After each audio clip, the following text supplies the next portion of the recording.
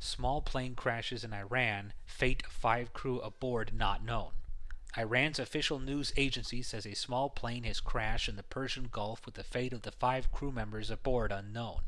IRNA says rescue teams have rushed to the site of the crash but have not found any bodies. Iran has had a history of air accidents, often blamed on badly maintained planes. Iran, man paraded in street to show police and judiciary toughness.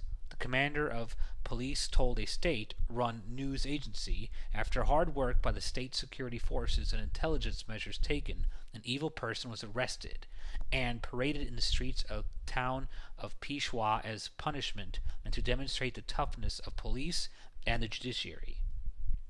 Iranian grad student misfires Molotov cocktail on self.